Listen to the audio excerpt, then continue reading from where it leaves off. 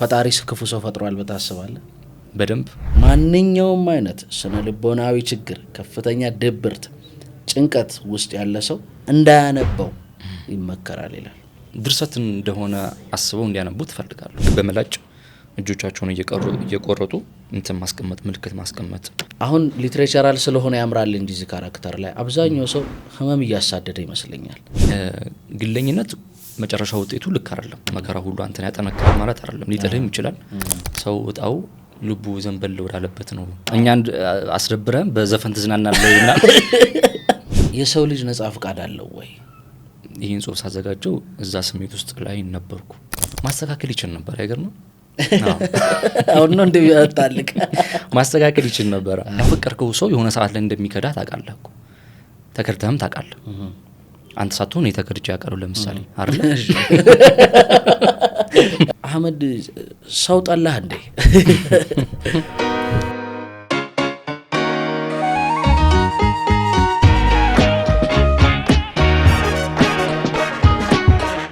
ዛሬን ከኤልያስ ጋር ጀምረናል። የዛሬው እንግዳችን አህመድ ሁስ ወይም ሻድ ነው።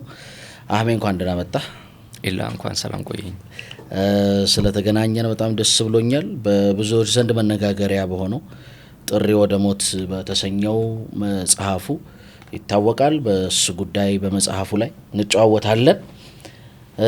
አራተኛ ነው ይሄ መጽሐፍ? ይሄ አራተኛው ብለናል። እስቲ እንዘርዝራቸው ሶስቱ።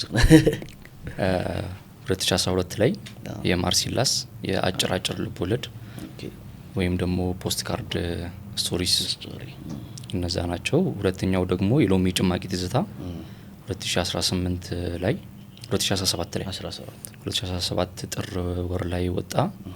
እሱም የረጅም ልቦለድ ነው። ከዛ ሶስተኛ ዶክተር ኖ ባዮግራፊ ነው። እሱም በዚህ አመት ነው የወጣው። አራተኛ እንግዲህ ጥሪ ወደ ሞት በልቦለድ ሶስተኛ ነው። በልቦለድ ሶስተኛ ነው። እንዳየኸው አቀባበሉ በጣም ጥሩ ነው። እኔም ሳየው ነን ለማውራት መጽሐፉ ውስጥ ያሉ ጉዳዮችን በኋላ እንጨዋወትባቸዋለን። ግን ከአቀባበሉ ጀምር ደስ ይለኛል። ምን ተሰማህ?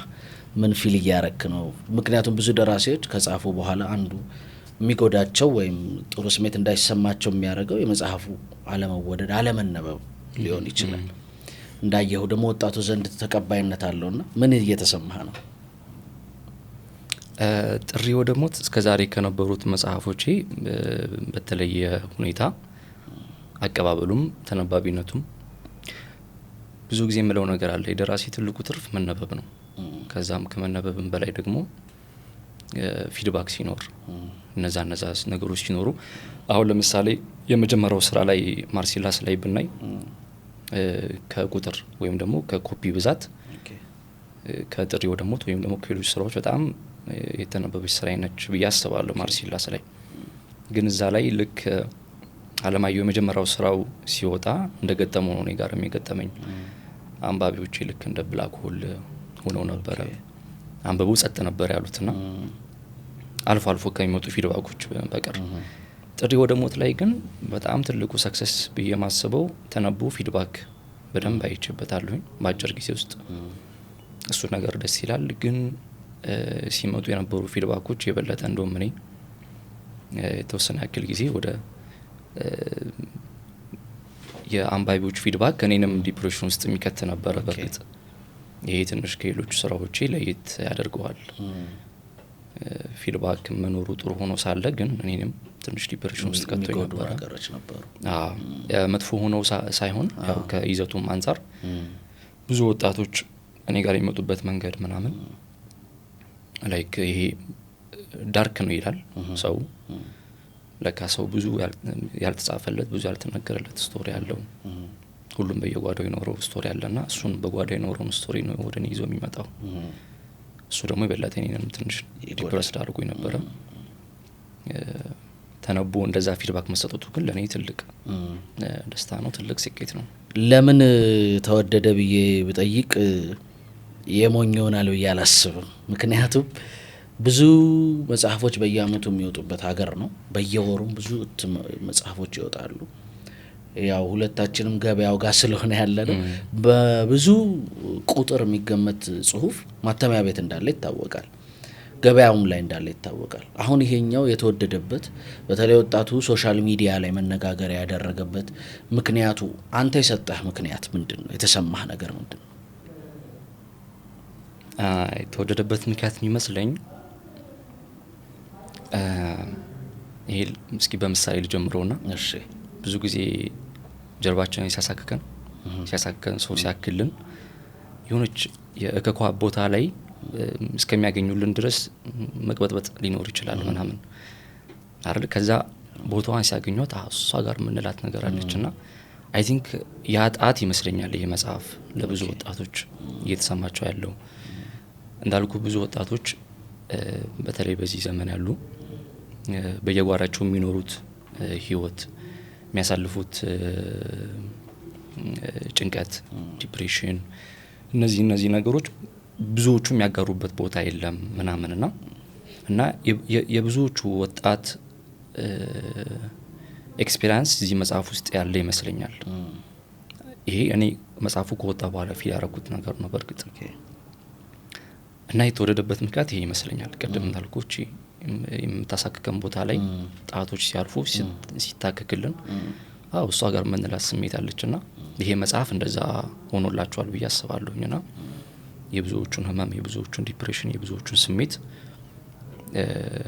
እዚህ ስቶሪ ውስጥ እዚህ አጭር እንትን ውስጥ አግኝተውታልና በዛ ስሜት ይመስለኛል የተወደደው። ያን ያክል ብዙ ተአምር የለውም ይሄን ያህል እንዲወደድ የሚያደርግ። እውነት ለማውራት አንዳንድ ሪያክሽኖች ሳይ በጣም ገርሞኝ ነበር። አንዳንዶች መተንፈስ አቃተኝ ሲሉ አያለው፣ አንዳንዶች እንባ ሲያወጡ አያለው፣ አንዳንዶች በጣም ተጨንቀው ኡፍ ጨረስኩት አይነት ፊሊንጎች አያለው። የብዙ ሰው ስሜት እንደዚህ መሆኑን ሳይ ደግሞ ጄኔሬሽኑ በእርግጥም እንዲህ አይነት ነገር ውስጥ ሲመላለስ እንደነበር ታያለ። ወደ ትውልዱና ወደ ተቀባዩ ወጣት እመጣለሁ። ግን ካንተ ጋር በጣም የሚቃረን መስሎ ነው የተሰማኝ። እኔ ያው በግል የሚያውቅህ ሰው በጣም ተጫዋች ፋኒ ሰው እንደሆንክ ነው እኔም ማውቀው፣ ምናልባት ሌላ ሰው ካልሆነ አላውቀው። እና ያንተ በጣም የማይገኘው ሳይድ ይመስለኛል ይሄኛው ጽሁፍ በእኔ ነው ምልክ ሰው ምን ማሰብ ጀመርኩኝ፣ አንዳንድ ሰው ውስጥ የተቀበሩ ነገሮች ካራክተር ብቻ ወይም ህይወት ብቻ አይደሉም። የራሳቸውም ነገር ከሌለ በስተቀር ቃላት ብቻ የማያሳምራቸው ስሜቶች አሉ። ሶ አንደኛ ካንተ ባህሪ ጋር መቃረኑ በጣም ገረመኝ። እኔ ከማውቅህ ማለት ነው በጣም ተጫዋች፣ ነገሮችን ቀለል አድርገህ የምታይ፣ ለመነጋገር የምትሞክር፣ ኢቭን በቃ በሁለት ነገሮች ማለት አንድ ቀልድ እኮ የማይጠፋው አይነት የሆነ ሶ አንተና ይሄ መጽሐፍ ምንድን ናችሁ? ሆድና ጀርባ አለ። እሺ ትክክልና አንዳንዴ ከምንሰራቸው ስቶሪዎች ጋር ራሳችንን የሆኑ እንትኖች ጋር እናገናኛለን። የሆኑ ቅያሶች ላይ ራስህን ታገኝበታለህ። የሆኑ ቃላቶች ላይ የሆኑ የህይወት ፍልስፍናዎቹ የካራክተሩ ወይም ደግሞ የካራክተሯ ህይወት ፍልስፍና ላይ ራስህ ልታስገባት ትችላለህ ምናምን። ግን በዚህ ልክ ያው ዳርክ ነው እሱ ባይኖርም በህይወት እንትን ላይ ግን ያው ደራሲ ነኝ ብለህ ራስህን እስከጠራ ድረስ ወይም ደግሞ እዛ መንገድ ውስጥ ነኝ ብለህ እስካመንክ ድረስ የሌሎችንም ህይወት ማየት የከባቢን በተለይ ጄኔሬሽን የልብ ትርታን ማወቅ ምናምን ግድ ይላል። የዘመን ተጋሪዎች ናቸውና ግዴታ ማወቅ አለብህ። እስከ ኖርክ ድረስ እሱን ፊሊንግ ላታገኘው አትችልም። የጄኔሬሽን ወይም ደግሞ የትውልድ አጋሮችን ማለት ነውና አይ ቲንክ እንደዛ ላገኛቸው ሞክሬያለሁኝ። ከዛ ውጭ ግን በእኔ የአኗኗር ስታይል፣ በእኔ የአኗኗር የህይወት ፍልስፍና ብዙዎቹ ነገሮች የሉም። እዛ ካራክተር ውስጥ ላኖር እችላለሁኝ። ይሄ መጽሐፍ እንደ የአጽመ ታሪኩ የዛሬ አመት ገደማ ምናምን ነው ሜቢ 4 ገጽ ወይ 5 ገጽ ነው ሆኖ የተጻፈው። በእርግጥ በዛን ሰዓት በጣም የህይወቴ በጣም ይሄ ዲፕረስድ የነበርኩበት ሰዓት፣ ነገሮች ተስፋ ያስቆረጡኝ ሰዓት፣ በጣም ብዙ ነገሮች በማይሆኑ መንገድ የሄዱበት ሰዓት ነበርና ያቺ 4 እና 5 ገጽ ነች የዛሬ አመት አካባቢ ገደማ እንዳልኩ የነበርኩበት ፊሊንግ ነበርና እሷ ገዝ ተተርትራ ነው ይሄንን መጽሐፍ የወለደችው ብዬ አስባለሁ። የዛን ሰዓት ላይ ያቺ 4 እና 5 ገጽ ሜቢ መጽሐፍ ውስጥ የሚሸፍነውን አብዛኛውን ፐርሰንት ስለ ሰው ልጅ በደንብ ያወራልና እሱ ነበር የዛን ሰዓት የተዘጋጀ የነበረው። እሷ አርቲክል ነች ይሄ መጽሐፍ የወለደችውና ይሄ 3ኛው ስቴጅ ነው እንዲህ መጽሐፉ ነው የበቃው ማለት ነውና የመጀመሪያው ረቂቅ ግን ስለ ሰው ልጅ የምርም ተሰምቶኝ ያሰፈርኩበት አጽመ ታሪክ ነበር። ከዛ በኋላ ስቶሪ ካራክተር ምናምን ተሰጥቶት የተለያዩ ሀሳቦች ተካተውበት ለመጽሐፍ ሆኖ በቃ እና እንዳልከው አብዛኛውን ፍልስፍናዎቹ እኔ ህይወት ውስጥ ሜቢ ላይ እንጸባረቁ ይችላሉ። ግን ታነባለህ ትኖራለህ ምናምንና የነሱን ታጋራለህ የነሱን ካራክተር የነሱን ፊሊንግ የጄኔሬሽን ማለት ነውና እዛ ውስጥ ብዙም የለውም። እኔ ወደ ደራሲነት ሮል ለመጣብህ ነው። ሁሉ ጊዜ በአለምም በየትም ቦታ የሚነሳ ሴናሪዮ አለ። ደራሲ ትውልዱ እየተሰማ ያለውን ነገር ኤክስፕሌን ማድረግ አለበት ወይም እውነቱን መጋፈጥ አለብን ብሎ የሚያስቡ ሰዎች አሉ በስነ ጽሁፋቸው ውስጥ። አንዳንዶች ደግሞ መውጫ ቀዳዳ ካልሰራንለት ዳርኩን ብቻ ስለነገር ነው ወይም ያለበትን ነገር ብቻ ስለነገር ነው ከዛ ነገር አናድነው ብለው ደግሞ የሚከራከሩ ሰዎች አሉ። እነዛኞቹ ማመን አለብን ያለንበትን ጨለማ ያለንበትን ኪዮስ መቀበል አለብን ብለው የሚያስቡ ናቸው። ይሄ መጽሐፍ ላይ ከጀርባው ሽመልስ ይርጋ ዶክተር ናቸው አንድ በጣም አስገራሚ ኮመንት አይቻለሁ ከጀርባ። መጽሐፉም ገርሞኛል በነገራችን ማውጣትህም በጣም ሳላደንቅ አላልፍም። በዚህ ዘመን ሞት በጉያችን ይዘነው የምንዞረው ሆኗል። እንኳንስ ወዳለበት ሄደንበት እንደ ጥላ ስራችንን ይከተለናል። ወጣቱ ስሜተ ስስ እየሆነ ነው። ወደ ሞት የሚወስደውን ጎዳና አመላክተነው ይቅርና ቅያሱ ሁሉ ሞት አድራሽ ሆኗል። ስለሆነም ይህ መጽሐፍ ማንኛውም አይነት ስነ ልቦናዊ ችግር፣ ከፍተኛ ድብርት፣ ጭንቀት ውስጥ ያለ ሰው እንዳያነበው ይመከራል ይላል። ምንድነው ለወጣቱ ይዤለት መጣው ልትል የፈለከው ነገር ምንድነው? ዳርኩን ማሳመን ነው?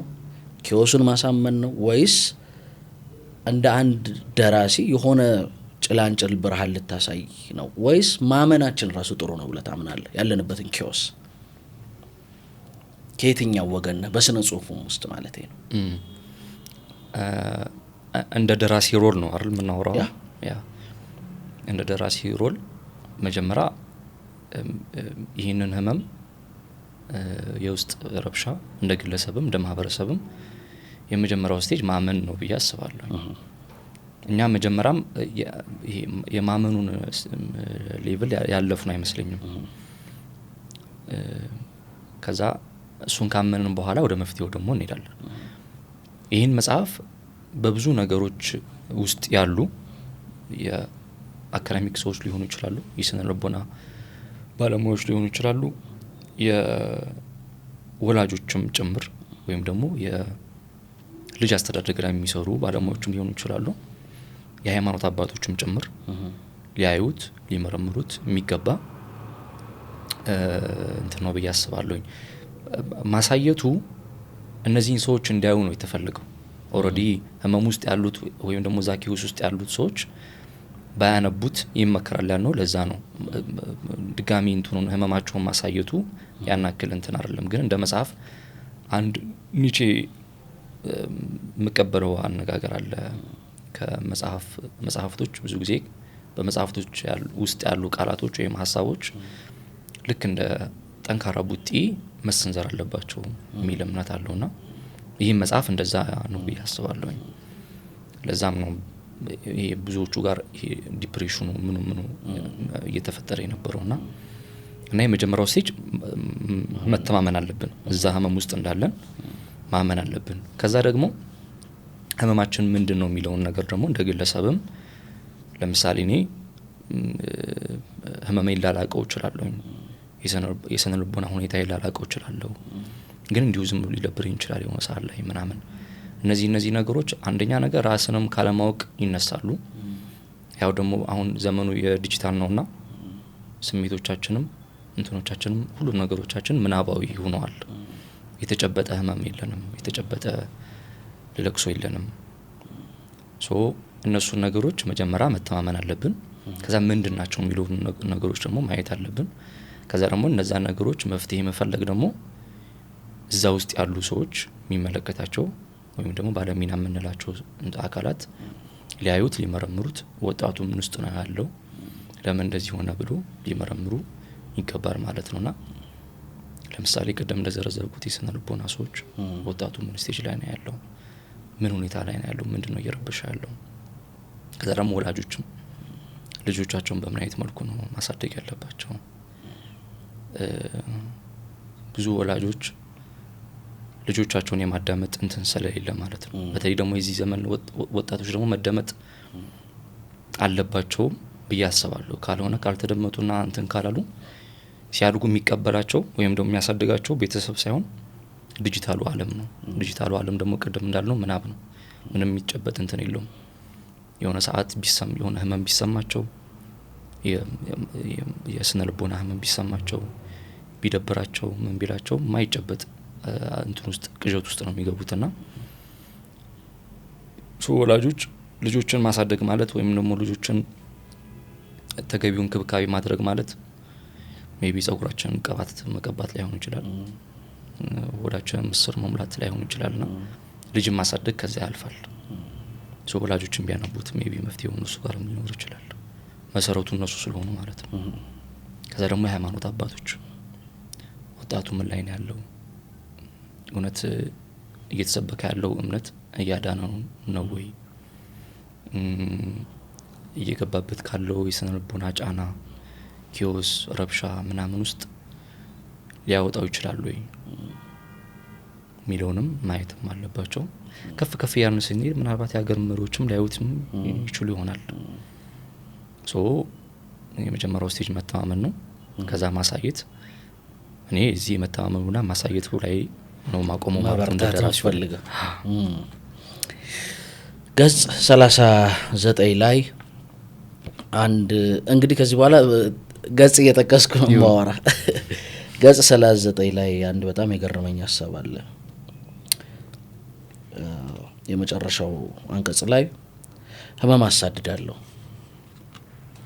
በታመምኩ ቁጥር ደስታዬ ይጨምራል፣ ህመም ያስደስተኛል፣ ህመም ያድሰኛል፣ ሰውነቴ በትክክልም ህይወት ስላለው ነው የሚታመመው፣ ሲቃ ውስጥ ሆኜ ፈገግላለሁ እያለ ስለ ህመም አፕሪሼት ህመም ምን ያክል ጥሩ እንደሆነ እዚህ ገጸ ባህሪው በደንብ ይነግረናል። እኔ አንድ ይሄንን ልክ መስመሩንም ሳገኘው ያሰመርኩት ቃል አጥቼለት ነበር ለኛ ጄኔሬሽን። አሁን ሊትሬቸራል ስለሆነ ያምራል እንጂ እዚህ ካራክተር ላይ አብዛኛው ሰው ህመም እያሳደደ ይመስለኛል። የህመም ምናብ ውስጥ ቅድም እንዳልከው ህመም ወዳድነትም ያለ ይመስለኛል፣ ወይም ነጩ ቪክቲም ሜንታሊቲ ተበዳይነት ታማሚነት ያለ ይመስለኛል። ያንተ እዚህ ገጸ ባህሪ ላይ ህመም ማሳደድ ህመም መውደድ የገጸ ባህሪው ችግር ነው ወይስ ህመምህን ማለፍ ያንተ ሬስፖንሲቢሊቲ ነው? ማንም ሰው ህመም አለበት ብዬ አስባለሁ የራሱ የሆነ። አሁን ያለው ጄኔሬሽን ግን በህመም ኢንጆይ እያደረገ ይመስለኛል። ህመሙን ይሸጠዋል አይደለም፣ ፖድካስትም ከተገኘ ያወራዋል፣ ይሸጣል። ህመም ራሱ ህመም እናሳድዳለን። ጄኔሬሽን ህመሙን እንዴት ነው ባላንስ ልታረግለት የምታስበው? እንደ አንድ ደራሲ አንተ ውስጥ ማለት ነው አይታይም የሆነ ኪዮስ ህመምን የማድነቅ የማጋነን የተፈጠረን ትንንሽ ጉዳይ የህይወት ትልቅ ቀውስ የማድረግ ስስ ትውልድ የመሆን ነገር አይታይህም ወይ ልል ፈልጌ ነው። በደንብ አለ።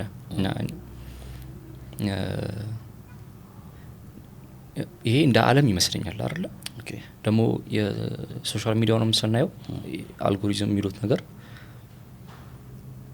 ለምሳሌ አሁን ቲክቶክን ብናይ በጣም ለስለስ ያለና ህመም ቀስቃሽ የሆነ ክላሲካ በደንብ ቫይራል የመውጣት ከዛ ደግሞ ከፍ ስንል ደግሞ ፖድካስትም ላይ ወይም ደግሞ የተለያዩ ሚዲያዎች ላይ ህመምን መሸጥ ጄኔሬሽኑ በወል እየተቀበለው ያለው ነገር ይመስለኛል። በደንብ ገበያ መሆንም ይችላል ምናምንና ይሄ አንዱ የጄኔሬሽኑ ችግር ነው። እዛ በካራክተር ሆኖ መጣ እንጂ ሙሉ ጄኔሬሽኑ የሚወክል ማለት ብዙሃኑ እዚህ ነገር ውስጥ ያሉ ወጣቶችን የሚወክል በህመሙ የሚደሰት አይነት ካራክተር ነውና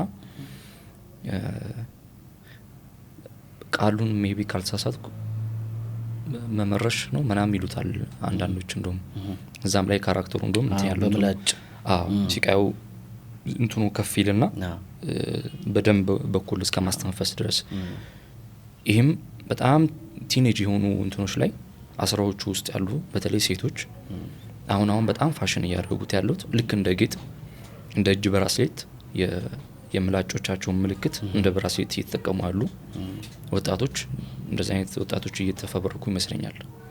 ያ ምንድነው በህመም መደሰት። ያ ማለት ምንድነው ለምሳሌ እሱ ላይ እንደተጠቀሰው በመላጭ እጆቻቸውን እየቆረጡ እንትን ማስቀመጥ ምልክት ማስቀመጥ በርግጥ ጉዳዩ ከዛም ከፍ ይላል።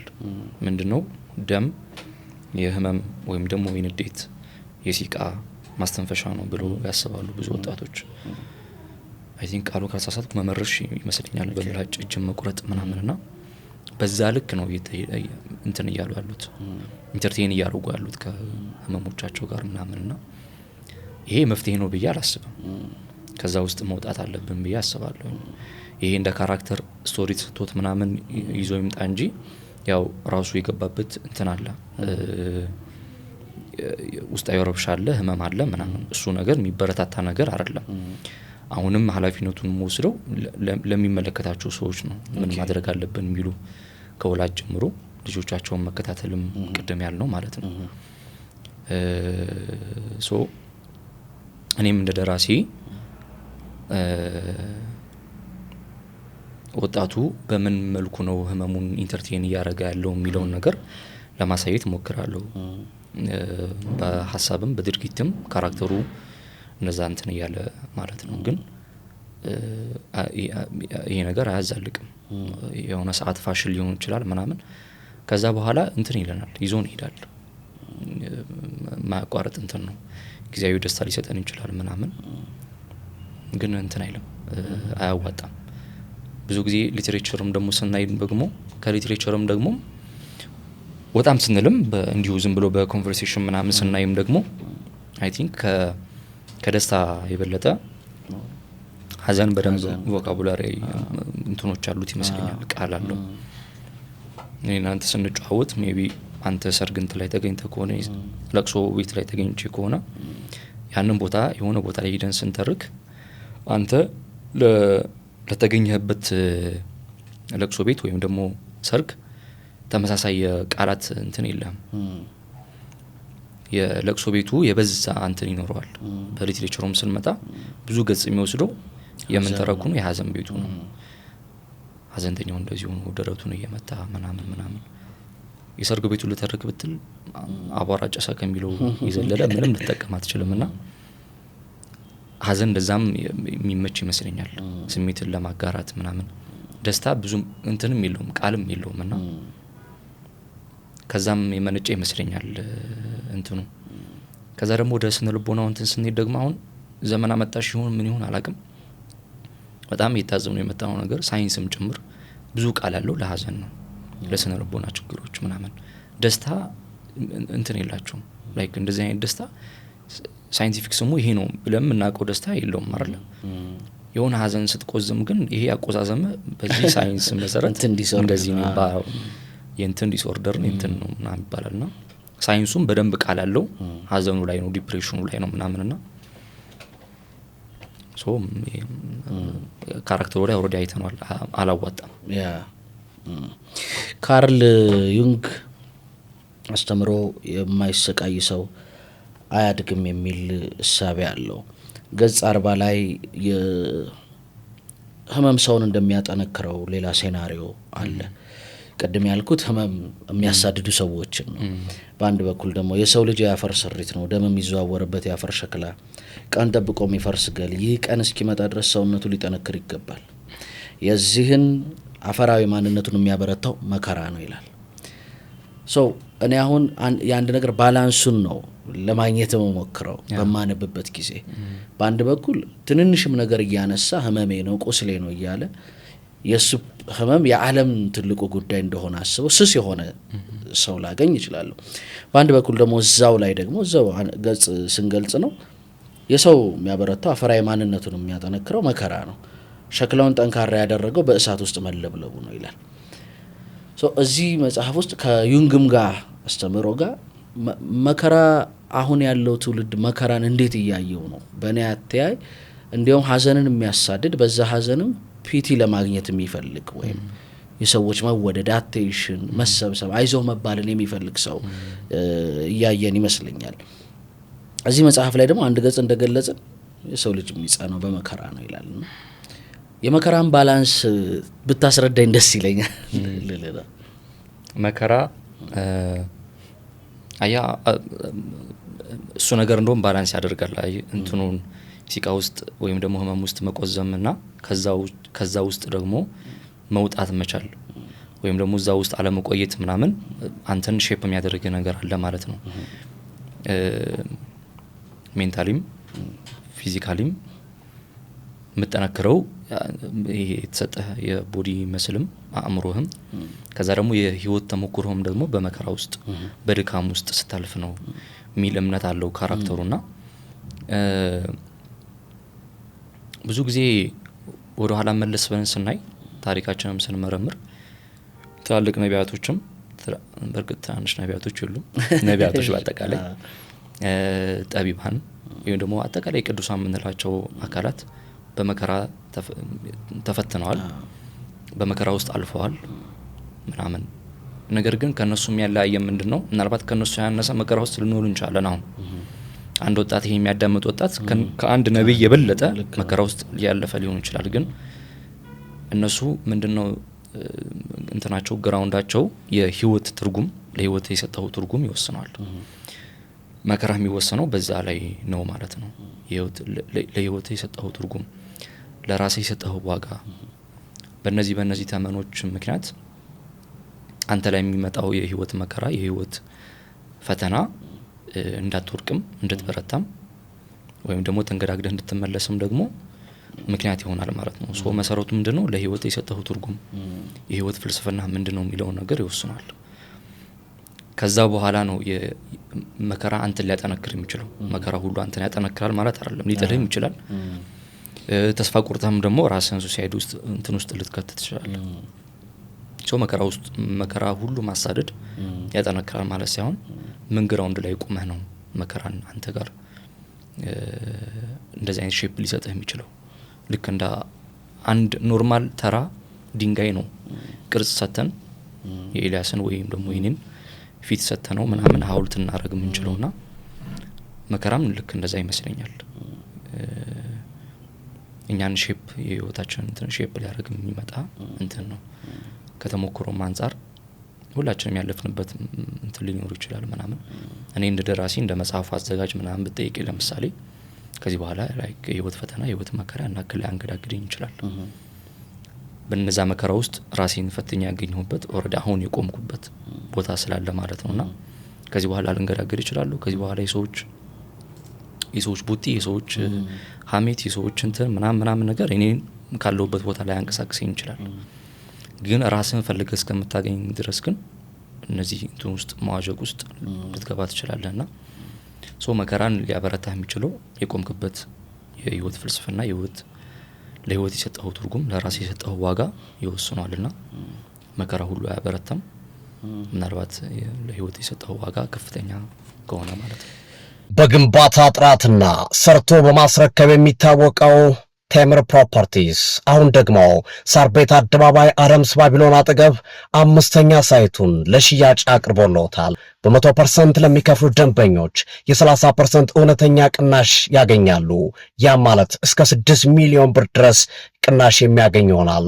ባለ 1 መኝታ 76 ካሬ ጀምሮ እስከ ባለ 3 151 ካሬ ድረስ ያካተተ ነው። ቀስ ብሎ በግንባታ ሂደት ልክፈል ካሉ ደግሞ በ20% ቅድመ ክፍያ ቀሪው በ3 ዓመት ያለምንም ወለድ የቤት ባለቤት ልናደርገው መተናል። ምርጫው የንግድ ሱቅ ከሆነ ደግሞ ከ900 ሺህ ብር ቅድመ ክፍያ ጀምሮ የንግድ ሱቆችን ማግኘት ይችላሉ። ይምጡና የሽባ ማይልስ አባል ከሆኑ ድርጅታችን ጋር አብረው ይጓዙ፣ ቅርሶንም የያዙ። ለበለጠ መረጃ ታች ላይ ባለው ስልክ መደወል ይችላሉ። ቴምር ፕሮፐርቲስ። እዚህ ድርሰት ውስጥ ካንተ ጋር በተገናኘው አንድ ማወቅ መፈልገው ነገር አለኝ። የሰው ልጅ ነጻ ፍቃድ አለው ወይ ብዬ በጠይቅ ደስ ይለኛል። ይሄ ገጸ ባህሪ ምናልባት ሲፈቅድ ያየሁት የመጨረሻውን ፓርት ብቻ ይመስለኛል። ለመጨረሻው ላለመናገር ነው ሰዎች እንዲያነቡት። የመጨረሻውን ፓርት ብቻ በራሱ ፍቃድ በነገሮች አስገዳጅነት ሲያረጋው እናያለን። ከዛ ውጭ ያሉት ነገሮች ግን የማህበረሰቡ፣ የቤተሰቡ ኢቭን ፈጣሪም ጋር ይሄዳል። ይሄ ነገር እንዴት ነው ወደ ማለት ሁሉ ይሄዳል። በነጻ ፍቃድ ታምናለህ? የሰው ልጅ ነጻ ፍቃድ ተሰጥቶታል። ካራክተሩ ነጻ ፍቃድ የለውም አልኩኝ እኮ። እንደ ካራክተርም ነው። እንደ ካራክተርም ነጻ ፍቃድ ሜቢ ላይኖሩ ይችላል።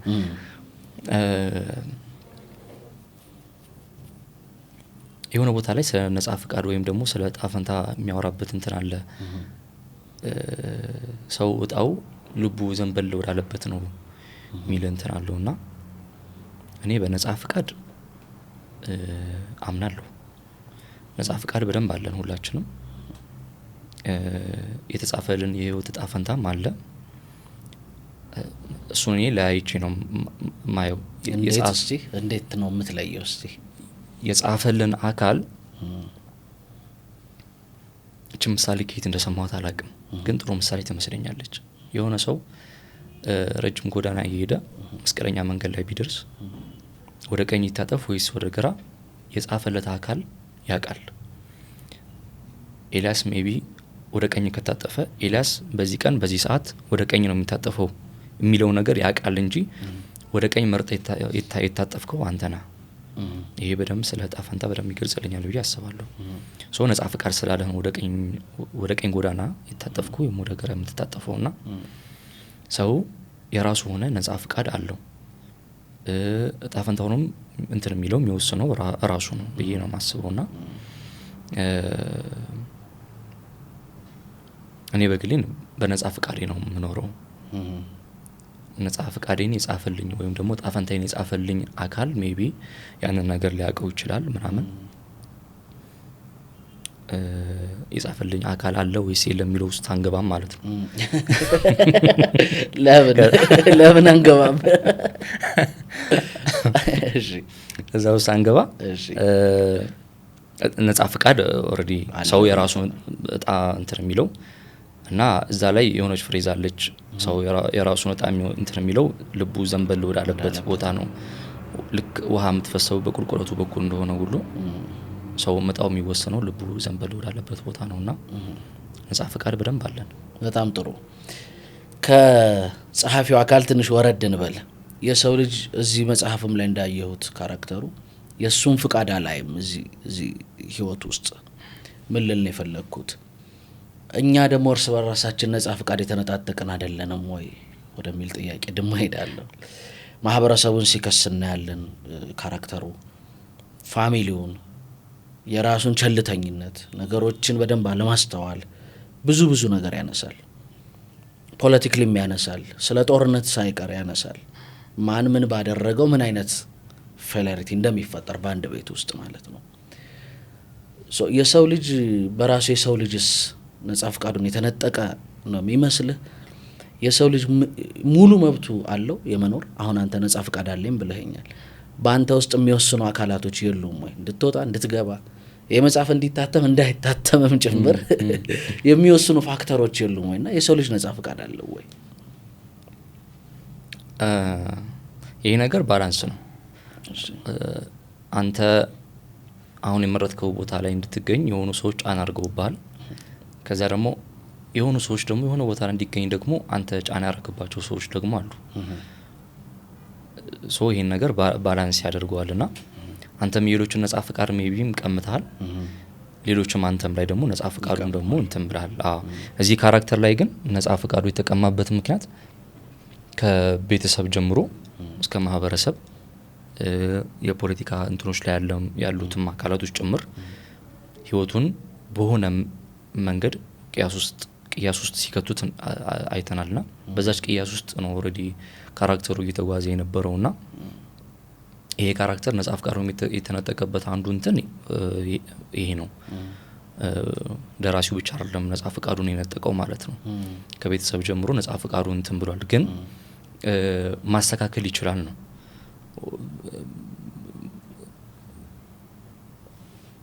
ካራክተሩ ማስተካከል ይችል ነበር። አይገርምም? አሁን ነው እንደሚያጣልቅ ማስተካከል ይችል ነበር። እኔ ተጭኘዋለሁ ማለት ነው።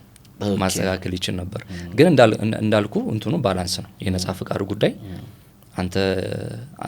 ያንተ ነጻ ፍቃድ እንደተቀማው ሁሉ አንተም የሆነች ቦታ ላይ የአንድን ሰው ነጻ ፍቃድ እንትን ብለሃል ምናምንና ግን በሰው የተቀማ ነጻ ፍቃድ መስተካከል ይችላል ብዬ አስባለሁ። የጊዜ ጉዳይ ካልሆነ በስተቀር ወይም ደግሞ እዛ እንትን ውስጥ መቆዘም ካልፈለግን በስተቀር ስብራትም ይሁን ስኬትም እዛ እንትን ውስጥ እዛ ኢንተርቴይን እያደረግን ነው እዛ ውስጥ መቆየት ካልፈለግን በስተቀር ማስተካከል እንችላለን ብዬ አስባለሁኝና አሁንም ወደ ነጻ ፍቃድ አለው ወደሚል ነው እንሄድ የምንችለው ማስተካከል ስለሚችል ማለት ነው። የጊዜ ጉዳይ ካልሆነ በስተቀር ገጽ 61 ላይ ነው የሚሄደው።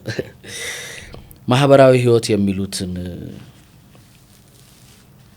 ቃሉን ልለፈው መጥፎ ነገር ወይም የማካፈል መርህ አይደላኝም። መቻቻል በሚል ስያሜ ጫንቃይ ላይ የማንንም ቂጥ አላስቀምጥም።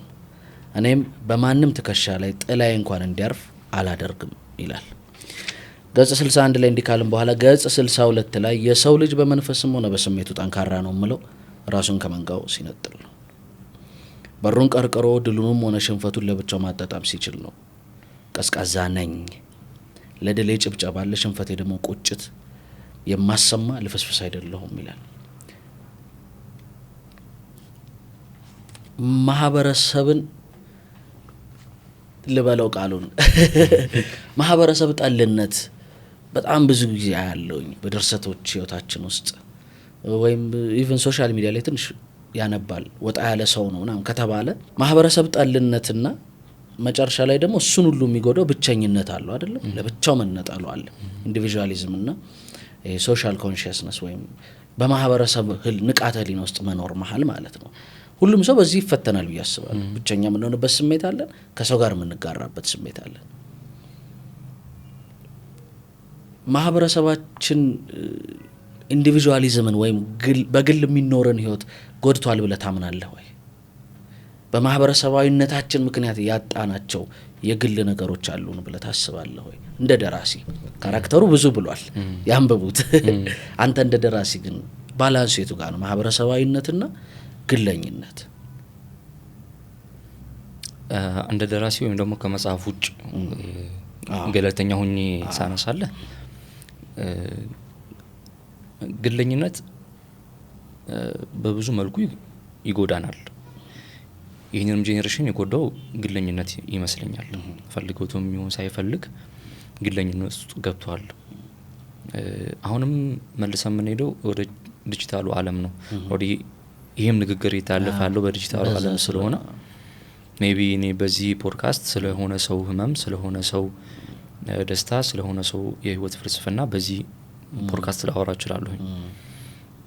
ከዛ ይሄ ንግግሬ አድሬስ የሚያደርገው የሆነ ቦታ ላይ ያለ አንድ ወጣት ሊኖር ይችላል፣ አንድ ሰው ሊኖር ይችላልና ልክ እንትኑ እንደተጋራሁት ህመሙ እንደተጋራሁት ምናምን ሊሰማው ይችላል ምናምንና ከዛ ሰው ምንድነው አሁን ፊል እያደረገ ያለው ፎቶ ለጥፎ ሪአክት 1000 ሪአክት ሲያገኝ ንግግሩን ሶሻል ሚዲያ ላይ ሲቀባበሉለት ፎቶውን ሲቀባበሉለት ሲወዱለት ምናምን ራሱን ማህበረሰብ ውስጥ እየኖረ እንዳለ አካል ይቆጥራል። ይሄ ልክ አይደለም። ይሄ ከማህበረሰቡ ተነጥለ የምትጓዘው ጉዞ በተለይ ደግሞ ኢትዮጵያ ውስጥ እንኳንም በግል ይቅርና በህብረትም ሆነ ሰርቫይቭ ማድረግ እየከበደ የመጣበት ሰዓት ስለሆነ ማለት ነውና ግለኝነት መጨረሻ ውጤቱ ልክ አይደለም። ውጤቱ ላይ እንትን ሰነል ከዛ ደግሞ እንትኑ ይሄ ባውንደሪ ደግሞ መፈጠር ያለበት እንትኖች ደግሞ ይኖራሉ። ሜቢ ሰው በግል ፍልስፍናው ላይ በግል የህይወት ኤክስፒሪያንሱ ላይ ምናምን ከማንም ጋር ህብረት ባይፈጥር ብዬ አስባለሁ። እኔ ከግል ተሞክሮ ሰው ራሱን ሼፕ ቢያደርግ ራሱን ቢፈልግ ራሱን ቢያገኝ ለብቻው ሆኖ ስኬቱን ብቻውን ያጣጥም ውድቀቱን ብቻውን ያጣጥም። ነገር ግን እንደ ማህበረሰብ ግን ከቤተሰብ ጀምራ አብረ ልትጋራቸው የሚገቡ የህይወት ክፍሎች አሉ። አንዳንዴ ትከሻዎቻችን ቸብ መደረግ ልንፈልግ እንችላለን። በትንሹ የሆነ ሰው ትከሻ ብናገኝ ደገፍ ብለን ልናለቅስ እንችላለን። ግን ደግሞ ለብቻችን ደግሞ የምንጓዛቸው ደግሞ ጉዞዎች ደግሞ አሉ። እነዛ ጉዞዎች ራስን ለመፈለግ ላይ ቢሆን የራስን የህይወት ትርጉም መፈለግ ላይ የቆምንበትን መፈተሽ ላይ እነዛ ነገሮች ማንንም ባናጋራ የማንንም የህይወት ፍልስፍና የማንንም የህይወት መንገድ በእኛ የህይወት ፍልስፍናና በእኛ ጫማ ውስጥ ባናስገባ መርጣለሁ።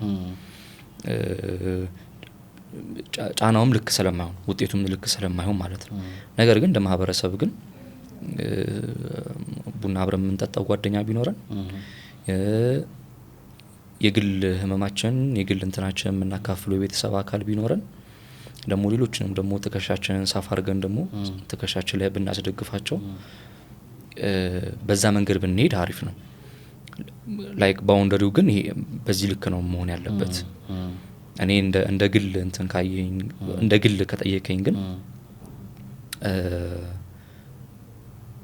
ብዙ የህይወት እንትኔ ሜቢ ግለኝነት ሊሆን ይችላል እንትኔም እንደዛ ስለሆነ የህይወት አናኗሪም የህይወት ስታይልም እንደዛ ስለሆነ ማለት ነው። ግን በዛው ልክ ደግሞ መጋራቸው የህይወት ክፍሎች አሉና ሰው ራስን መፈለግ ላይ ብቻችንን ብንቆም ራሳችንን ብንችል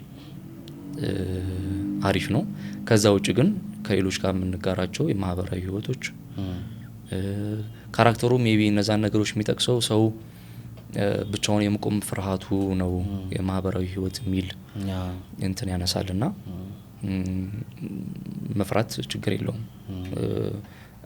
እንስሶችም በጋራ ነው የሚንቀሳቀሱት ከጠላት ወይም ደግሞ ካዳኝ እንስሶች ራሳቸውን ለመጠበቅ በመንጋ ነው የሚንቀሳቀሱትና ራሳቸውን ለመጠበቅ እስከሆነ ድረስ ግን ምንም እንትን የለውም። ካራክተሩ እንደዛ ያነሳል። ማህበራዊ ህይወት ስለምንፈራ ነው በማህበር የምንደራቸው። ይሄ ፍርሃታችን ደግሞ ከሞትም በኋላ የሚሻገር ነው። ሰው ከሞትም በኋላ ማን ይቀብረኛል የሚል ፍርሃት ዛሬ ከማይፈልገው የህይወት ማህበር ጋር መስርቶ እንዲኖር ከማይፈልጋቸው ሰዎች ጋር ራሱን እንዲቀላቀል ያስገድዱታል። ከሞተ በኋላ ማን እንደሚቀብረው አለማወቁ ማለት ነው። ይሄ ልክ አይደለም። ገጽ 81 ላይ በጣም የገረመኝ ነገር አግኝቻለሁኝ። ለምን እንደማነሳው የሚገባ ይመስለኛል ሳነበው። ስለ ትውልዱ ያነሳል። የድባቴ አየር ብቻ ነው የሚነፍሰው። የዘመን ጨቅላዎች በእናቶቻቸው ጡቶች በኩል የሚመጠምጡት ትኩስ ደም ነው። ከፍ ሲሉ የሚታዘሉበት የአንቀልባ ዛጎሎች ቅጭልጭልታ ሲጻፍ ብቻ ነው ትክክል የሚያስተክዛቸው ድባቴያም ትውልዶች እየመጡ ነው። በእናቶቻቸው ሽሩሩ ደረታቸውን የሚደልቁ ጨለማ ብቻ ዘፈን የሚታያቸው እየተወለዱ ነው። ከፍ ሲሉ ከኩዮቻቸው ጋር የኮባ ሽጉጥ ይዘው ጥርሳቸውን ነክሰው ይታቆሳሉ። የምር ጨዋታ ሳይሆን የምር መኖር ውስጥ ናቸው።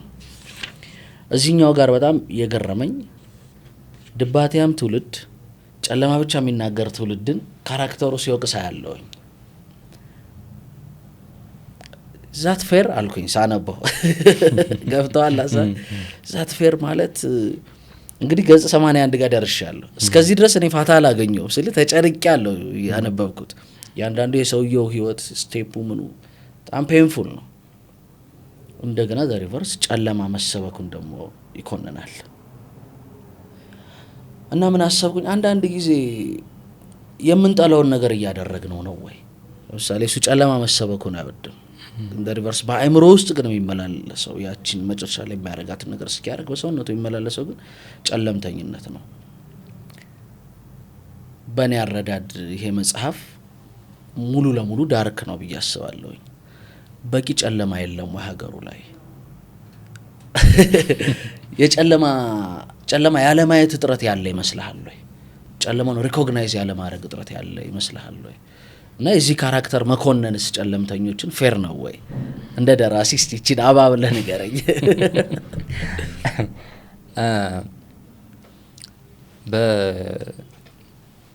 በሀሳብ ደረጃ ወይም ደግሞ በህይወት ፍልስፍና ደረጃ ይሄ ካራክተር ብዙ ቦታዎች ላይ ሄድ መለስ ይላል። በአንድ ነገር ላይ አይጸናም። ዋና ዓላማው እሱ ስለሆነ ማለት ነው። መገንባት ማፍረስ ነውና ሙሉን የሆነ ቦታ ላይ እኮ ደስ የሚሉ ነገሮችን ያነሳል ምናምንና እሱ ፋታ እንደመስጠትም ነው። አንባቢም ፋታ እንትን ሙሉን ጨለማ እንዳይሆን እንዲሁ ደግሞ እቺን ደግሞ ጥሩ ነገር ላወራቸው ብለው ደግሞ እነዚህ ነገሮች ደግሞ ያነሳልና እዚህ ጋር ስለ ጨለማ እየኮነነ የሚያወራው ኦሬዲ መልሶ ስለ ጨለማ ነው። በነገራችን ላይ ስለ ትውልዱ ጨለማ ነው እንትን የሚለው።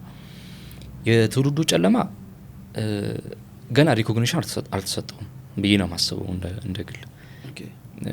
ከትልቅ እስከ ትንሽ እዛ ጨለማ ውስጥ ነው እንትን እያልን ያለ ነው፣ ገና እየዋዠቅን ያለ ነው እንጂ ሪኮግናይዝ አልተደረገም። እዛ ውስጥ እንዳለ እንትን አለትም አልተገለጸለትም፣ ምንድነው አልተነገረለትም። እየታየው ያለው ብዙ ታላቅ ሰዎች ያዩት ያለው ሱስ ውስጥ መሆኑን ነው። መቃም፣ ማጨስ፣ መጠጣት ምናምን ነው የትውልዱ ሱስ ወይም ደግሞ መጥፎ ጎን ነው ቢባል ይመልሱት እሱን ነው። ከዛ የባሰ ግን ህመም ውስጥ ወይም ደግሞ ዳርክነስ ውስጥ ኢንተርቴይን ማድረግ ምናምን የቅድም እንዳነሳ ነው የትውልዱ ትልቅ እንትን ነውና በቂ የሆነ ሪኮግኒሽን አልተሰጠውም። ከተሰጠውም ደግሞ እየተወራ ያለው ቡና ላይ ምናምን እኔ እናንተን እያወራን ያለ ነው። በቂ የሆነ እንትን አልተሰጠውም እና ሰጪው ግን ማን ነው? በጠይቅ ደስ የሚለኝ አንዳንድ ጊዜ ምን አስባለሁ መሰለህ፣ አሁን አንድ ኢንተርቪው ነበረኝ ከሳይኮሎጂስት ጋር። ሳይኮሎጂስቱ ራሱ ጤነኛ ነው ወይ የሚል ማለት ነው። አሁን ለምሳሌ ሪኮግኒሽን ሰጪው ማን ነው? ሪኮግኒሽን ሰጪው ራሱ የትውልዱ አባል አይደለም። ማን ነው ቀና ብሎ ትውልዱ የሚለው ሰውዬ ማን ነው? ወይም የሚለው አካል ማን ነው? ሪኮግኒሽኑ ከማን ነው ብዬ ነው። ተያይዞ የጠፋ ዓለም አይደለም ወይ ብዬ ነው። ትክክል ነው።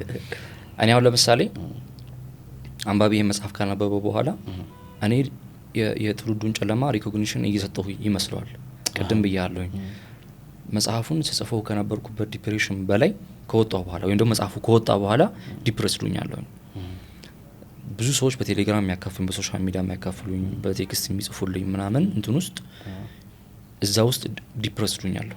ላይክ እንትኑን ከፍቼ ባሳየ ፎቶ ሁሉ ይላክልኛል ምናምንና ብዙ ደስ የማይሉ ብዙ ያልተነገሩ የወጣቱ እንትን እንዳለ ታያለና እኔ ከጻፍኩት በላይ ሲወጣ ዲፕሬስድ ከሆንኩኝ ብዙ ያልተነገሩ እንትኖች አሉ። ይሄን ያነበቡ ሰዎች ብዙ እንትኖች ከእውነታ የራቀ ነው ምናምን ይላሉ። በፍጹም አይደለም። ሜቢ በኋላ ላይ ተነሳው ትችላለህ። የድመት ካራክተር አለ ለምሳሌ የሰውን ደም ምናምን የሚልስ ለምሳሌ በቅርብ ዓመት ውስጥ በነበረው የጦርነት እንትን ልጆች ባለፈው ጦርነት ጊዜ ልጆች በድመት ተበልተዋል። ለምሳሌ ወደ ሰሜኑ አካባቢ ማለት ነው። አሁን ይሄ ሜቢ ይሄን የማያውቅ ሰው በጽሁፍ ምናምን ስታመጣለት ይሄ ከእውነታ ያራቀ ነው ምናምን ይላል። አይደለም፣ ከእውነታ ያራቁ የህይወት እንትኖች የሉም የት እንደተኖሩ ስለማናውቅ እንጂ ከዚህም የከፉ የህይወት ጨለማ ክፍሎች አሉና ሪኮግኒሽን ገና አልተሰጠውም ያልኩ ለዛ ነው። አሁን በዚህ ጽሁፍ እኔ ሪኮግኒሽን የሰጠው ይመስለኛል፣ ግን አይደለም። ከወጣ በኋላ ገና እንዳልተወራለት ነው የተሰማኝ። በዛ ውስጥ አሁንም ድጋሚ ማውራቱ መፍትሄ ያለው ወይስ የለውም? ቅድም እንዳነሳ ነው የሆኑ ሰዎች እንደ አለርት እንዲጠቀሙበት ይሆናል። ከዛ ደግሞ ጨለማ ውስጥ ያሉ ሰዎችም ደግሞ እዛ ውስጥ መሆናቸው ምንም መፍትሄ እንደሌለው ምንም ጥቅም እንደሌለው ሊያመላክታቸው ይችላል። አሁንም እዛ ጨለማ ውስጥ ኢንተርቴይን ማድረጉ ምንም እንትን ስለሌለው ምንም ፋይዳ ቢስ ስለሆነ ማለት ነውና ሪኮግኒሽን የሚሰጠው ሰው ደራሲውን በድርሰቱ ዘፋኙን በዘፈኑ ሰዓሊውን በስዕሉ ሊሆን ይችላልና ያንን ተመልክቶ ወደ እንትን መውሰድ ወደ መፍትሄ መውሰድ ደግሞ የሚመለከተው አካል መውሰድ አለበት ነው ዋና እንትኑ ዋና አላማው ማለት ነውና እዚህ ውስጥ በደንብ ጨለማ ውስጥ ተነስተዋል ምናምን እንዳልኩ ነው። ግን መጽሐፉ ከወጣ በኋላ ይሄ መጽሐፍ ነው በጣም ብራይት ነው እንደው ከሰማው አንፃር አዎ በእውነት ገጽ 83 ገጽ 100 እና ገጽ 127 ላይ የሚገናኙ ዶቶችን ገጥሜ አንድ ጥያቄ ጠይቃለሁ። አዳማጮች ግን ከታች አካውንት አስቀምጥላችሁ ይሄን ለምን ኦሬዲ መጽሐፉን ገዝተውታል አንብበውታል እንጂ አነበውታል። ገጽ 83 ላይ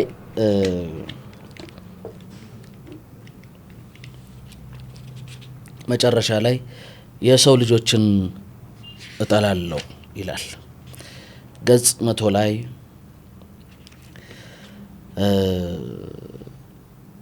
ስለ ራስ ማግኘት ያወራል።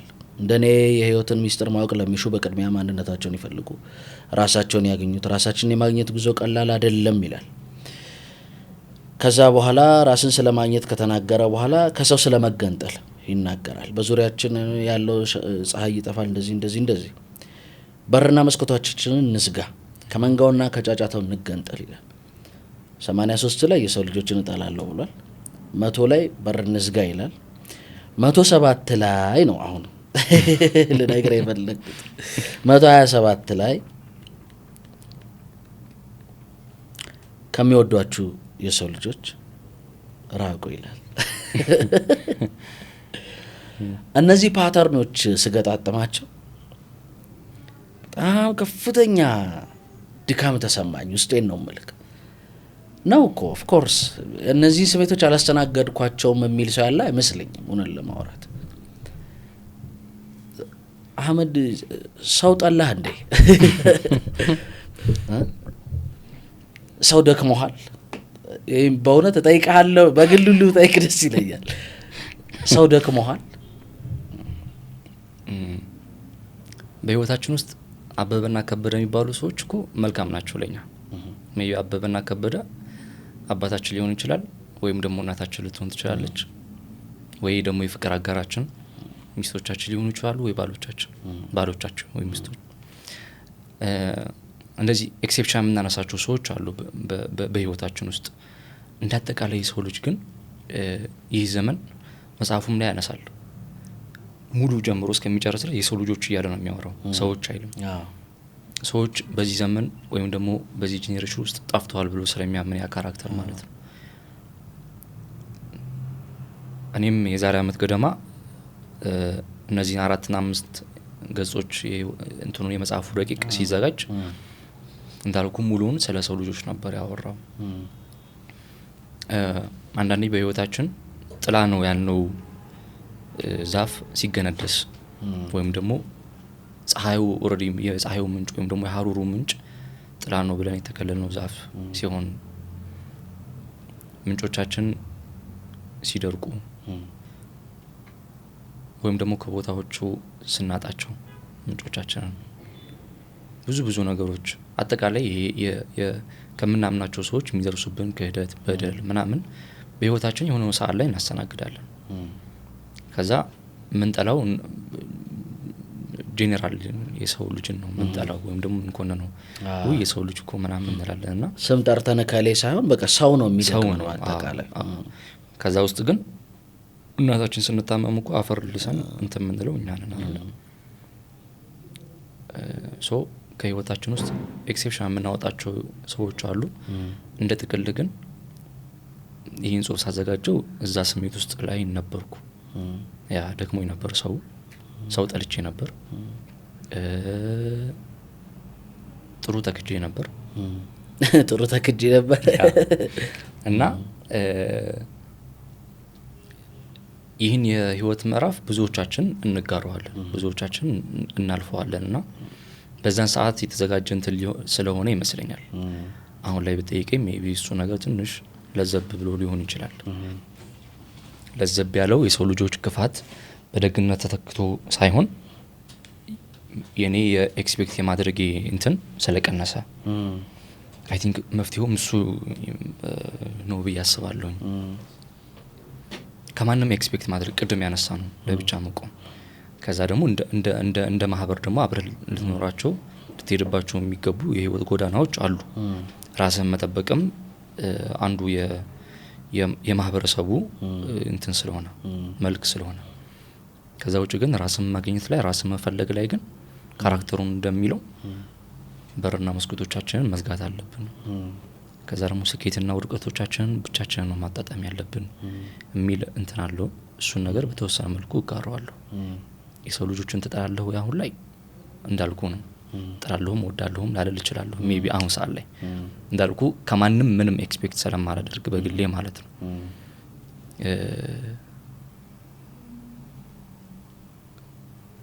ያ የሰው ልጅ በመሰረቱ ክፉ ነው ብዬ አስባለሁ። እኔ በግሌ በመሰረቱ ክፉ ነው። አዎ ኦኬ። እንትና ካልተሳሳትኩ አልጋዛሊ ይመስሉኛል ትልቅ ሊቅ ናቸው። የሚሉት ነገር አለ። በህግ የኛን ቁጣ፣ ስግብግብነት፣ ግብዝነት ምናምን እንድንቆጣጠር ይጠበቃል በህግ የሰው ልጅ ባወጣቸው ህጎች። ነገር ግን ህግ እነዛን ነገሮች እንደ ልጓም ሆኖ ሊቆጣጠራቸው ወይም ደግሞ ለዘብ ሊያረጋቸው እንጂ ሊያጠፋቸው አይገባም፣ ሊያጠፋቸው አይችልም የሚል አቋም አላቸው። ምክንያቱም እነዛ ነገሮች የሰው ልጆች አብረው የተፈጠሩ መልኮቻችን ናቸው። ግብዝነት፣ ስስታምነት፣ ክፋት ምናምን ከተፈጥሮ ነው የሚመጣው ብለህ ታምናለህ? አዎ ይሄን እንትናቸውን አምናለሁ። ታምናለህ? ከተፈጥሮ ነው? ያው ፈጣሪስ ክፉ ሰው ፈጥሯል ብለህ ታስባለህ? በደንብ ኦኬ፣ በደንብ ይኸውልህ አሁን ህፃን ልጅ ሰርቦ አያውቅም። በጣም ህፃን ልጅ ማለት ምንም የማያውቅ ሁሌ እንደሰደው እሺ፣ ያ ህፃን ልጅ መቼም በዛ እድሜው ክፋትን ተምሮ ነው ልንል አንችልም። ግን ሲሰድብህ ያ ስድብ አንተ ጋር የሆነ ውጤት እንዳለው በህፃንነት አእምሮ የሚገነዘበው ነገር አለ። በትንሹ ውሻ ብሎ የሚሰድብህ ህፃን ልጅ እንደሚያናድህ ያውቃል። ይህን ነገር ከየት ተምሮት ነው? ያንን ስድብ ከየት ተምሮት ነው? ስለዚህ መለስ ብለህ ሜቢ ጉዳዩ ላይ በደንብ ጥናት ያደረጉ ሰዎች ከዚህ የተቃረነ እንትን ሊኖራቸው ይችላል። እኔ ግን ነገሮችን እንደተመለከትኩበት ወይም ደግሞ የተወሰነ ያክል ጊዜም ቆዝሜ እንዳሰብኩት የሰው ልጅ በመሰረቱ ክፉ ነው ብዬ ነው የማስበው። እንድትለይልኝ ሰው ነው የሰጠው ክፋትን ለዛ ህፃን ልጅ ወይስ ሲፈጠር ያ ሰው ከክፋት ነው ስታንዱ ራሱ? ያንን ህፃን ልጅ ያንን ስድብ የሚያስተምረው ሜቢ ቤተሰብ ሊኖር ይችላል፣ እንትን ሊኖር ይችላል። ግን ስድብ በመሰረቱ ወይ ደግሞ በተፈጥሮ አንተ ጋር እንደሚያናድ ምናምን መጥፎ ነገር እንደሆነ ግን ቤተሰብ አያስተምረው። ላይክ ራሱ ነው እንትን የሚያደርገው ዲስከቨር የሚያደርገው። ያ እድሜው ደግሞ ነገሮችን ዲስከቨር የሚያደርግበት እድሜ አይደለም። የሻማን አቃጣይነት ሜቢ የሚያውቀው እኮ በ7 አመቱ ነው። አንተን ውሻ ብሎ ሲሰርብህ ግን ወይ የሆነ ስድብ ሲሰርብህ እንደሚያናድህ የሚያውቀው ግን ሜቢ በ4 አመቱ ሊሆን ይችላል። ከየት አምጥቶ ዲስከቨር አድርገው ይሄ ህፃን ልጅ? በተፈጥሮ የሆነ ነገር ስላለ ነው ማለት ነው። እና የአልጋዛሊን ሀሳብ በደንብ ደግፋለሁ። በተፈጥሮ ክፉ ከሆነ ግን ቅድም ያለው ነጻ ፍቃድ አያጣው? የትኛው? ፈጣሪ ሲፈጥረው ነጻ አድርጎ ነው የሚፈጥረው። ያውቃል እንጂ ነጻ አድርጎ ነው የሚፈጥረው። ያለውን የሰው ልጅ ሲፈጠር ከክፋት ጋር አብሮ ቢመጣ ከሆነ ክፉ መሆን ታዲያ በክፉ ሰው መፍረድ የለብንማ። ኦሬዲ ኮ ፈልገው አይደለም ዲስከቨር አድርገው አገኙት እንጂ ኦሬዲ ክፋት የነበረ ይሄ ነገር የሰው ልጆች ኦሬዲ መልክ ቢሆንስ? አንበሳ ሲፈጠር አድኖ መብላት ተፈጥሮ ነው። ሜቢ በሰው ልጅ ስናይ የሆነ የሚሰቅ ነገር ሊኖር ይችላል። ምን ወዶን ውሻ አንበሳ መጥቶ ቢበላብን ያ አንበሳ ለኛ ክፉ ነው። ግን አድኖ መብላት የዛ አንበሳ ተፈጥሮ ነው። ነጻ ፍቃዱ ነው ለዛ አንበሳ አድኖ መብላት አለበት ለመኖር። የሰው ልጅም መልክ ያ ቢሆንስ? ክፋት ቢሆንስ? የሰው ልጅ መልኩ ነጻ ፍቃዱ ያ ቢሆንስ? ብዙ ሰው የተጠና እንትን ውስጥ ነው ያለው። ለምሳሌ ቅዱሳን ብትል ወይም ደግሞ መልካም ሰዎች በዙሪያ ብታይ ከፈጣሪያቸው ጋር እንዳይጣሉ ወይ ፈጣሪያቸውን እንዳያስከፉ ወይም ደግሞ ያንን ነገር መልሶ ከራሳቸው ጋር እንዳይጣሉ ከማሰብ ነው አንተ ላይ ክፋት የማያደርሱት እንጂ ክፋት አለማድረስ ተፈጥሯቸው ሆኖ አይደለም። ተረተኛላ ክፋት ካለማድረስ ወይም ደግሞ አንተ ላይ ክፉ ካለማድረግ ራሳቸውን ይቆጥባሉ። ሶ በተወሰነ መልኩ ተፈጥሯቸው እዛ ውስጥ አለ ማለት ነው። እዛ ክፋት ውስጥ እዛ የክፋት ባህር ውስጥ ራሳቸውን እንትን ይላሉ ያገኙታል ማለት ነው። ግን ያንን ክፋት አንተ ላይ ላለማንጸባረቅ ሲሉ ሜቢ በሃይማኖት ወይም በማህበረሰብ ዶግማና ቀኖና ራሳቸውን ከልለው አንተ ላይ ያንን ከማድረግ ይቆጠባሉ። እስቲ ወደምትወዳቸው ሰዎች ልምጣ። አንተ ክፉ ነህ? አዎ በሆኑ ሰዎች ክፉ ነኝ። በእነሱ ህይወት ፐርስፔክቲቭ አይደለም እይታና ሪያሊቲ መሀል ልዩነት አለ አይደለም አይደል? ለምሳሌ እኔ አንድ ሰው ዝም ብሎ ሲያየ ወይ ልጅ ይደብረኛል ማለት ይችላል። ያ እይታው ነው። ምሳ አብረህ ስትበላ ደግሞ በጣም ለካ ልምጥ ነህ ደስ የምትል ሰው ነው ሊልህ ይችላል። ይሄ ፐርስፔክቲቭ ነው፣ የሚቀያየር ነገር ነው። ይሄ ሪያሊቲ አይደለም። ሁለቱም ሪያሊቲ አይደሉም። ካበላው በኋላም ሊገለው ይችላል እኮ እንደገና ሴናሪዮን ስናበዛው ማለት ነው። አስቆታ አጫውቱ ደግ ሰው ነው ካለ በኋላ ደግሞ ልክ በልቶ ሲጨርስ መርዝ ሊኖረው ይችላል ምግቡ። የሰው ልጅ እንዲህ የሆነ የምትቀያየረው ፐርስፔክቲቮች አሉት። አሁን በሰው እይታ አይደለም የምጠይቅህ። ራሱ አንተ አህመድ የሚባለው ልጅ ራሱ መነሻው ክፉ ነው የሰው ልጅ ስላልክ ብዬ የሰው ልጅ አይደለም። አዎ ግን ያንን ክፋት ወይም ደግሞ ያንን ክፋት ምገልጥበት ቦታ ላይኖር ይችላል ስል ቅድም እንዳልኩ ነው። የሆነ ቅዱስ የምትለው ሰው ወይም ደግሞ የሆነ ሃይማኖተኛ ሰው አንተ ላይ ክፋት የሚያደርስብህ ላለማድረስ ፈልጎ ሳይሆን የሚፈራው የሆነ አካል ስላለ ነው። ወይም ደግሞ ነገ መልሶ እኔ ላይ እንደዛ ይደረግብኛል ከሚል ፍራቻ እንጂ ተፈጥሮ ኦልሬዲ ውስጡ አለ። ቅድም ያለው ዛሬ ሀሳብ አንስተናል። ህግ እነዛን ነገሮች እንደ ልጓም ሊቆጣጠር ይችላል እንጂ ሊያጠፋቸው አይችልም እነዛን ነገሮች፣ ምክንያቱም አብረውት የተፈጠሩ ነገሮች ስለሆኑ። ሶ እኔም ውስጥ እነዛ ነገሮች አሉ። ግን እነዛን ነገሮች አውጥቼ የሰዎች እንትኖች ላይ ወይም ደግሞ አብረውኝ የሚኖሩ እንትኖች ላይ በዙሪያ ያሉ ሰዎች ላይ ላልተገበራቸው ይችላሉ። አልተገበርኩትም ማለት ክፉ አይደለም ማለት አይደለም። አዎ ተፈጥሯችን ኦልሬዲ ስለ ተፈጥሯችን ስለሆነ ያነሳሁት የሰው ልጆች በመሰረቱ ክፉዎች ናቸው ብለን ስናስብ ተፈጥሯቸው እንደዛ ስለሆነ ነው። ግን ያችን ክፋት ግን የሆነች ቦታ ላይ ቆጥበው ሜቢ ሊጠቀሙ ይችላሉ ምናምንና ካራክተሩም እንደዛ ነው። የክፉአን ማህበር ነን ብለህ ነው የምታምነው? ክፉአን የክፉአን ማህበር። ሶ ከዚህ መደምደሚያ ጋር አንዱ የሚያስጨንቅ የሚመስለኝ እንዴት ከሰው ልጅ ጋር ትኖራለህ ብዬ ብጠይቅ ደስ ይለኛል። ለሰው ልጆች ሁሉ ይሄኛው ግራውንድ አለ ብለህ ካመንክ ፍቅር ሁሉ ጄኒውን ነው ብለህ የምታምን አይመስለኝም። አሁን በእኔ አረዳድ እንደ አንድ ደራሲ ሁሉም መልካምነቶች የሆነ ነገር ተፈርተው የሚደረጉ ወይም የሆነ ነገር የማድረግ ቻንሱ ስለሌለ ማናደርጋቸው ከሆነ ህይወትህን ጣዕም አልባ ያረግብህም ወይ ልልህ ነው። አሁን ከማን ጋር እውነተኛ ግንኙነት ይኖርሃል ታዲያ? ሁሉም ሰው በመሰረቱ ክፉ ነው። ሰው ነፍስህን አያቆስልብህም ወይ ልልህ ፈልጌ ነው። ክፋቱን ታመጣጥነዋለህ። እንትን ነው የሰው ልጅ በመሰረቱ ክፉ ነው ብለን ስናስብ አሁን በዙሪያችን ብዙ ደግ ሰዎች ሊኖሩ ይችላሉ። ከዛ አሁን መልሽ የሚወስድ ቅድሙ ጋር ነው። ይሄ የተጠና ካልኩሌትድ የሆነ ደግነት ጋር ነው። ሶ ያ ደግነት ካልኩሌትድ ከሆነ አሁንም በተፈጥሮ የሰው ልጅ ክፉ ነው የሚል መደምደሚያ ጋር እንሄዳለን። እንትኑም ላይ ያነሳል የሆነ ቦታ ላይ ካራክተሩ አይደለ ማህበራዊ ህይወት በሚል ስም ሰው ራሱን አንዳንዴ ከራሱ ከመሰሎቹ የሰው ልጆችም ለመጠበቅ በቅርበት የማህበራዊ ህይወት የሚል መሸንጊያ እንትን ሰብ ይመሰረታል። ያን የሚያደርግበት ምንድነው? ከውጭ ጠላት ብቻ ሳይሆን ራሱንም ከሰው ልጅም ራሱን ለመጠበቅ ማህበራዊ ህይወት ይመሰረታልና ጠላትህም በቅርበት መከታተል መቻል ማለት ነው። እና በእርግጥ ይሄ በደንብ ኤክስትሪምሊ እንትን ብሎ ሲሄድ ነው እንጂ አንተም ከሰዎች ጋር ያስከው ወይም ደግሞ ካልኩሌትድ ያደረከው ደግነት አለ።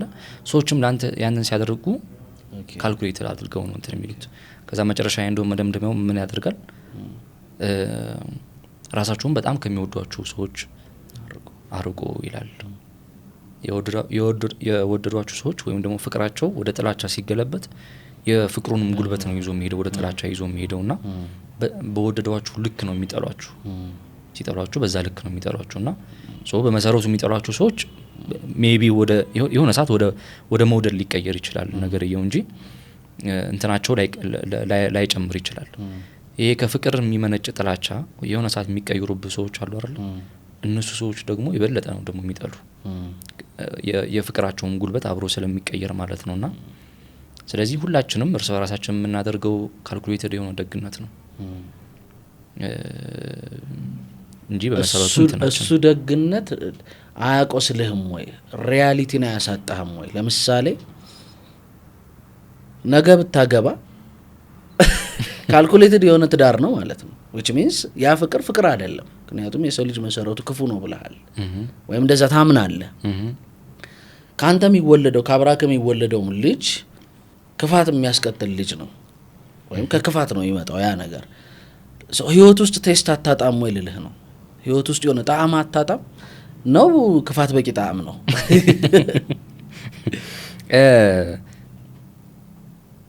ከነዛ ሰዎች ኤክስፔክት የምታደርገው ነገር ይወስናል ቅድም ብዬሄላ አሁን እኔ በመሰረቱ ከማንም ምንም ታፈቅራለህ መንግስትን በጣም ነው የምወደው መንግስትን ማንም ይጠላል ይሄን ቁረጡ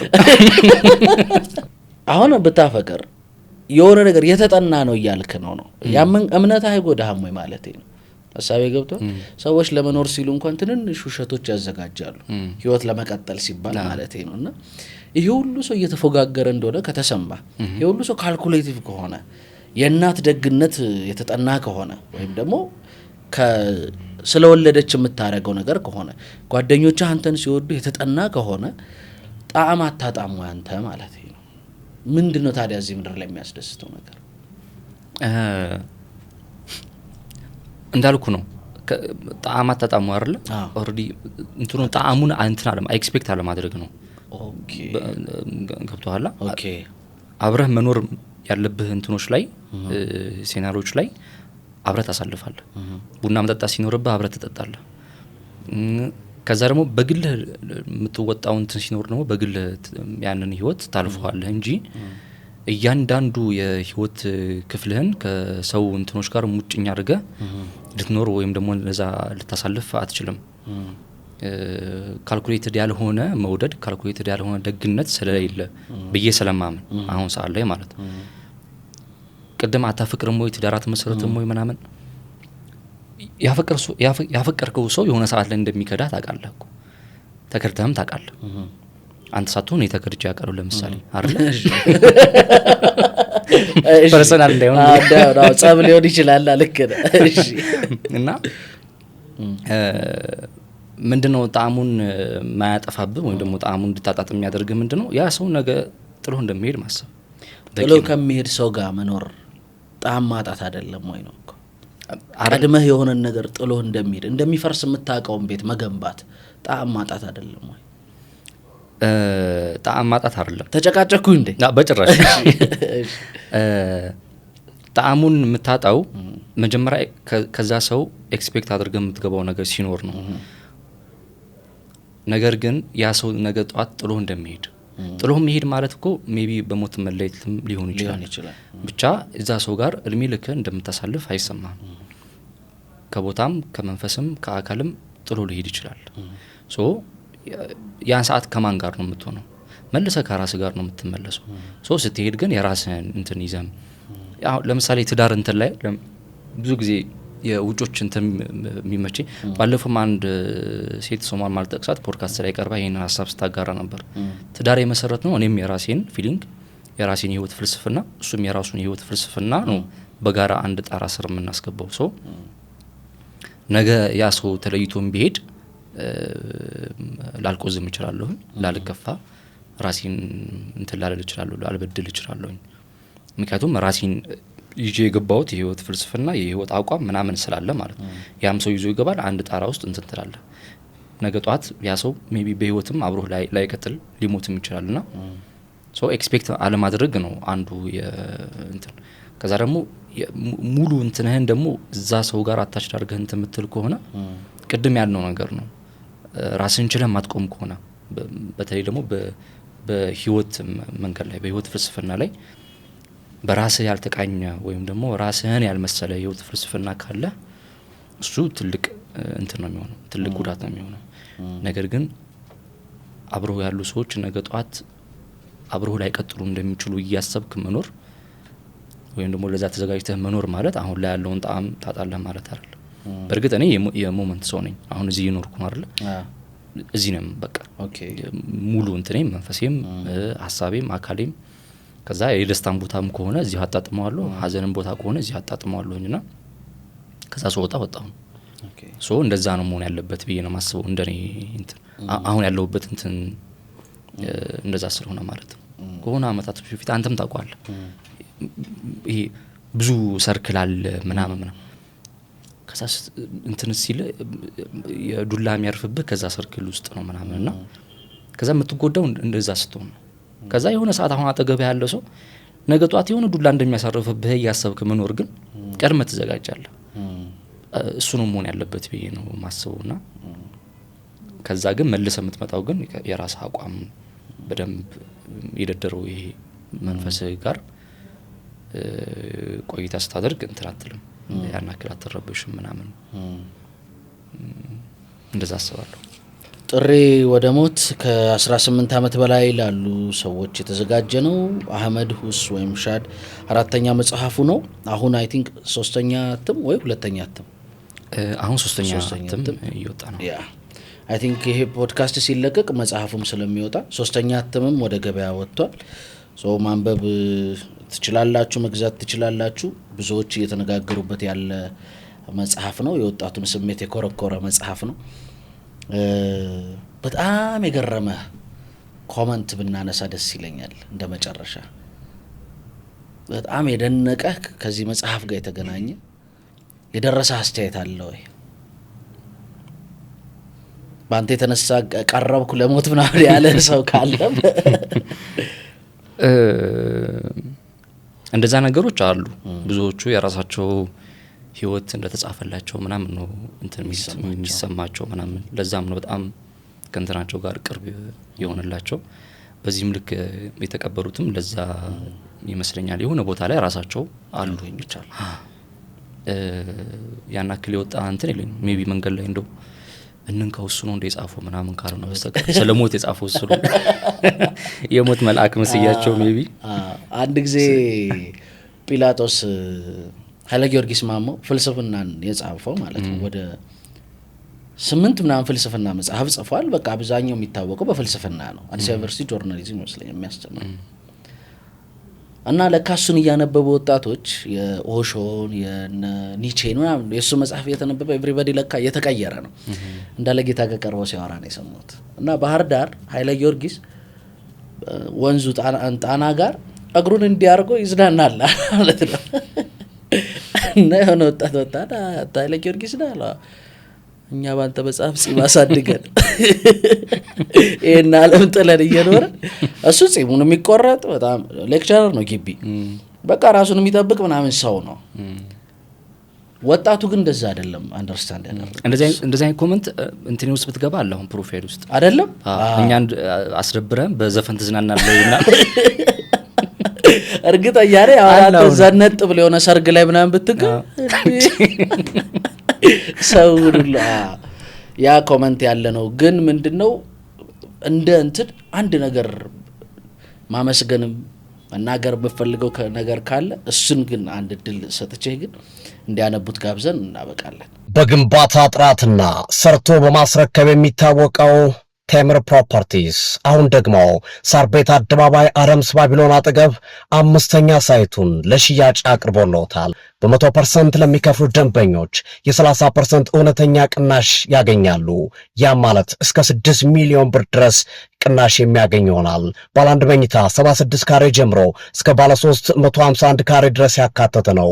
ቀስ ብሎ በግንባታ ሂደት ልክፈል ካሉ ደግሞ በ20% ቅድመ ክፍያ ቀሪው በ3 ዓመት ያለምንም ወለድ የቤት ባለቤት ልናደርገው መተናል። ምርጫው የንግድ ሱቅ ከሆነ ደግሞ ከ900 ሺህ ብር ቅድመ ክፍያ ጀምሮ የንግድ ሱቆችን ማግኘት ይችላሉ። ይምጡና የሽባ ማይልስ አባል ከሆኑ ድርጅታችን ጋር አብረው ይጓዙ፣ ቅርሶንም ያዙ። ለበለጠ መረጃ ታች ላይ ባለው ስልክ መደወል ይችላሉ። ቴምር ፕሮፐርቲስ።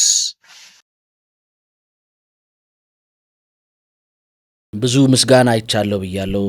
ትልልቅ ደራሲዎችን እዚህ ጋር አይቻለሁ እና አለማየሁ ገላጋይን፣ እነ ፍቃዱ አየልኝ፣ እነ ህይወት ምሻው፣ ትግስት ታፈረ፣ ፍሬዘር ታሪኩ፣ እነ ሰይድ ኑሩ እያልኩ ልጥራለህ። ሁሉም እዚህ ላይ የተጠቀሱትም ሌሎችም ካሉ ማመስገን ካለብህ።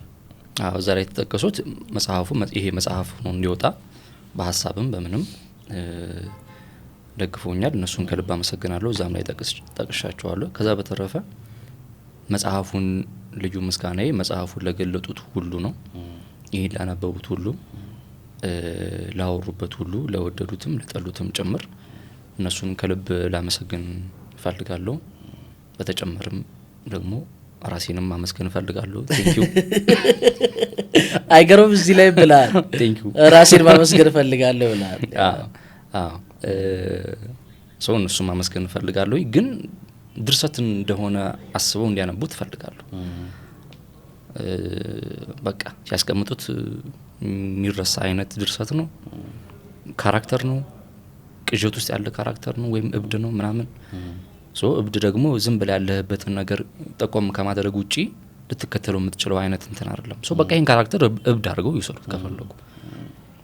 አንድ እብድ የሚናገረውን ነገር ነው እያነበቡ ያሉትና ያን ያክል እንትን አድርገው ባይወስዱት መመርመር ያለባቸውን የህይወት እንትን ትልቁም አላማም እሱ ስለሆነ ህይወት መመርመር ነው።